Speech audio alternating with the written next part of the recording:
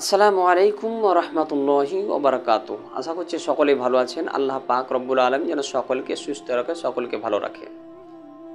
দেখুন, অনেকজন প্রশ্ন করে থাকে কি মাওলানা সাহেব সুদের ব্যাপারে কিছু কথা বলবেন। তো সুদের ব্যাপারে দুটো হাদিস বলবো, মনোযোগ সহকারে শুনুন, ইনশাআল্লাহ কিছু আপনার শিক্ষা হবে আপনাদের। দেখুন, এটা মিশকাত শরীফ 245-44 পৃষ্ঠার মধ্যে আপনার হাদিসটা আপনার আছে। হযরত জাবির রাদিয়াল্লাহু তাআলা আনহু থেকে বর্ণিত, তিনি বলছেন कि रसूल पाक सल्लल्लाहु अलैहि वसल्लम ने फरमाया कि सूद लेना देना लिखना ये सब बिल्कुल हराम है और ऐसा अगर कोई करेगा तो बराबर गुनाह के हकदार है। এখানে কি বোঝা গেল कि रसूल पाक सल्लल्लाहु ताला अलैहि वसल्लम বলেছেন कि সুদ নেওয়াও হারাম, সুদ দেওয়াও হারাম।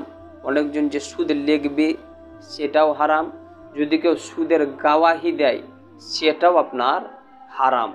তো এগুলো যদি কেউ করে এরকম, তো সবাই বরাবর সমান সমান আপনার গুনার আপনার ভাগীদার হবে, সমান সমান গুনাহ হবে।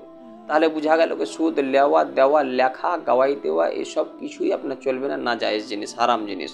অনেকজন আপনার সুদের কারবার আপনার করে, যেনারাই করেন সুদ আপনার হয়তো ভুল ভ্রান্তি আপনার হয়ে গেছে আপনার দ্বারাই গুনাহ, তো অবশ্যই তওবা করবেন, সুদ থেকে বাঁচার চেষ্টা করবেন। কেননা সুদের ব্যাপারে ওই 245 পৃষ্ঠায় আরেকটা আপনার হাদিস আপনার লিপিবদ্ধ আছে।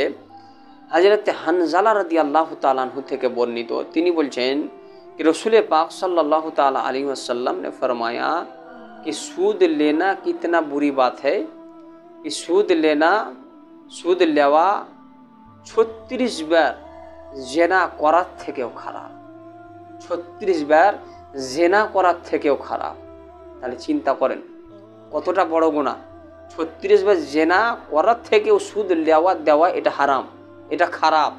এর থেকেও বড় গুনাহ হচ্ছে সুদ নেওয়া, জেনা করার থেকেও বড় গুনাহ হলো সুদ নেওয়া। অতএব বেরাদারনি মুআজ্জাজ সামাইন, তাহলে এর থেকে কি আর খারাপ জিনিস কিছু হতে পারে?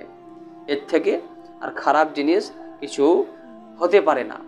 অতএব বলবো আমি সকলকেই, যেনারাই সুদ হয়তো সুদের কারবার হয়তো করেন কিংবা সুদ খেয়েছেন কোনো দিন কিংবা খাচ্ছেন, এরকম যদি হয়ে থাকে তো তওবা তিল্লা করুন, আল্লাহর কাছে তওবা করুন এবং সুদকে ছেড়ে দেন, সুদের কারবারকে ছেড়ে দেন। ইনশাআল্লাহ আল্লাহ পাক রউফুর রহিম, মেহেরবান, মাফ করেনেওয়ালা। আপনি যখন একবার তওবা করবেন ইনশাআল্লাহ আল্লাহ পাক আপনাকে অবশ্যই মাফ করে দিবে। আশা করছি বুঝতে পেরেছেন। অন্যান্য মাসালা মাসাইল জিজ্ঞাসা করা থাকলে কমেন্ট করবেন, ইনশাআল্লাহ আপনাদের প্রশ্নের জবাব দেব ইনশাআল্লাহ। আসসালামু আলাইকুম।